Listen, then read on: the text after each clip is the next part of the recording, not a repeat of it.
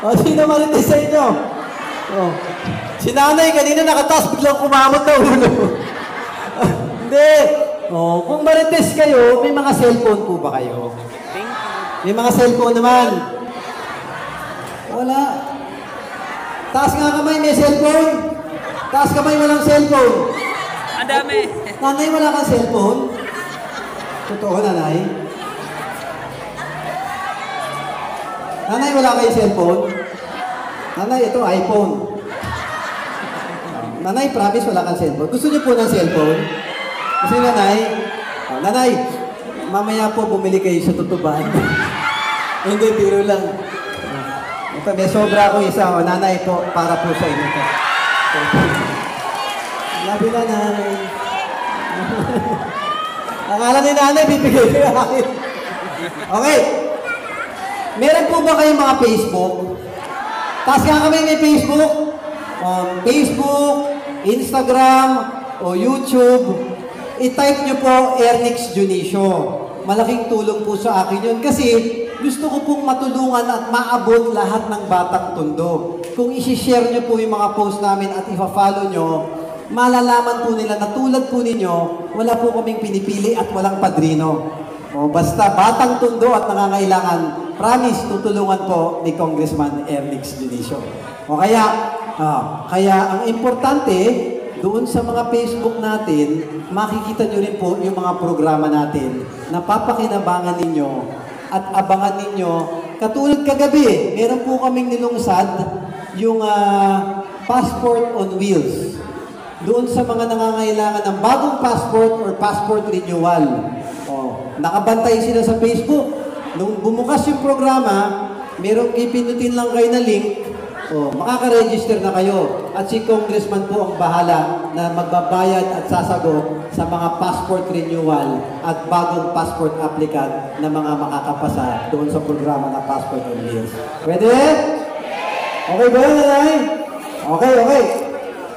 Pangatlong lambing para uwian na tayo. Sa umaga, sa tanghali, sa gabi, o nanay, bago kayo matulog, isang beses lang po sa isang araw. Kung hindi naman kalabisan sa inyo, pwede po ba isama ninyo ako sa mga panalangin ninyo? Pwede? Talaga, isasama niyo ako sa panalangin? Sige nga, taas ang kamay, isasama ako sa panalangin. Salamat po, kailangan ko po ang panalangin ninyo.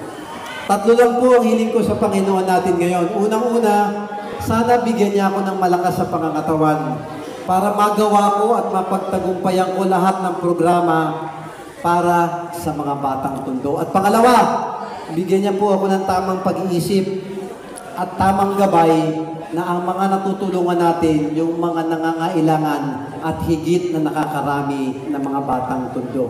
At pangatlo, at pinaka-importante, sana bigyan po ako ng Panginoon ng proteksyon laban sa mga taong naghahangad ng masama kay Congressman Ernix Junicio. Pwede?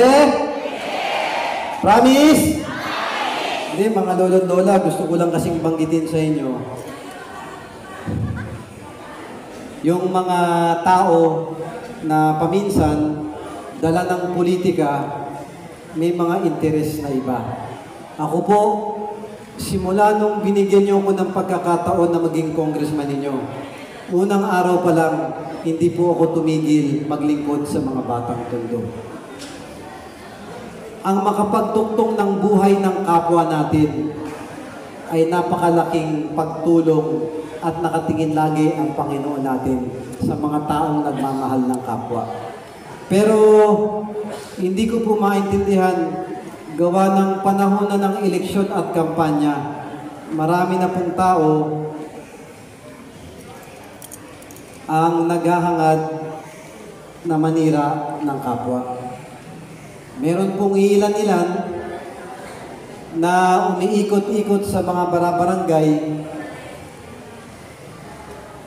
na kada bukas ng bibig nila, wala po silang sinasabi kung hindi sinisiraan si Congressman Ernix. Narinig niyo po ba yung paninira nila sa akin? May narinig na po kayo? Pag dumating sa pagkakataon na narinig nyo at may sumagot doon na meron, kung nadinig nyo, ako nadinig ko na rin po. Hindi po kayang tanggapin ng kahit sinong tao yung paninira nila. Tagos hanggang puso kung manira sila ng kapwa nila. Sa totoo lang, pati pagkatao ko nga dahil binata daw si Congressman, sinichismis pa ako, syokla daw ako. Hindi ko maintindihan sa mga taong to. Porke binata ako. Ano ba naman na magagawa ko kung wala pa nagkakagusto sa akin? Kaya tumatanggap po ako ng application, mga lolo't lola ko. Basta 18 ka, hanggang 80, pwede ba? Baka sakaling mahanap ko yung mapapangasawa ko. Hindi, pinipiro ko lang kayo kasi yung paninira nila masakit Oh. Ako,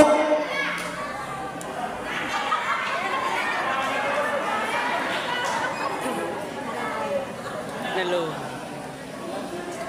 Dari. Lobat. Lobat yung mic, lobat. Barangay 111, sa Herbosa, sa Kapulong, sa Balot, o doon sa amin, sa Velasquez Bangkusay, sa Delpan, sa Jollibee, sa Quezon City, o kahit sa Amerika pa. Pwede ba pag nakikita nyo si Congressman Ernix, babatiin nyo ako? Pwede? Ito po ang simbolo ni Congressman Ernix. Taas nyo nga po yung mga kamao nyo. Ayan. Yung kamao, ilagay ngayon natin sa ating mga puso. Ang ibig sabihin po nito, tayo na mga tunay na taga-Tondo, tunay na mga batang Tondo, dapat minamahal natin at tinutulungan natin yung kapwa natin, mga batang Tondo. Pwede? O kaya babatiin niyo ako? At huwag niyo po akong iisipin, Congressman, mga lolo't lola. Isipin niyo po para kung anak lang ninyo. Parang apo lang ninyo. Dahil kami ng tatay ko, hindi po kami mga politikong matataas. Kami po pangkaraniwan lang. Pinanganak, lumaki, at naglingkod dito sa Tondo bilang tunay na batang Tondo at inaalay ko po ang aking sarili para mapaglingkuran ko ang mga lolo't lola ko dito sa Tondo. Pwede? Okay ba yun, nanay, tatay? Okay. Ang magandang tanong, paano na lang araw ng linggo? Sinama ni lolo o ni lola yung apo niya sa Jollibee. Tapos nakita niyo si Congressman Ernix nakapila doon. Babatiin niyo ba ako? Ito, babatiin niyo ako? Gaganyan lang kayo. Teka lang. Parang si Kong Ernix yun Sasabihin ng apo mo, oo nga la. Lapitan natin. Lalapit ka lang ng konti. Gaganong ka lang. Pag ganun mo, akbayan ka na ni Kong Ernix. Nanay, anong order mo? Pwede?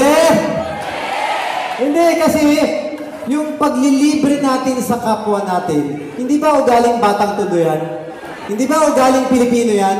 Kayo nga, pag piyesta o may bisita kayo, kulang na lang, ipangutang nyo, mapainom nyo lang ng soft drink sa Topia Tama po ba? Lalo naman kay Kong Ernix. Kaya pag nakita nyo ako sa Jollibee, McDonald's, Shakey's, lapitan nyo lang ako, sagot ko na chicha nyo. Hindi na ako papasok ng Jollibee. Hindi, biro lang. That's my promise. Basta ganun ko lang po kamahal ang mga lolo't lola ko. At tayo, dito sa Tondo, iisang pamilya lang tayo. Huwag kayong mahihiya sa akin at lagi-lagi ko pong tutulungan at mamahalin ang mga lolo't lola ko dito sa Tondo. Pwede?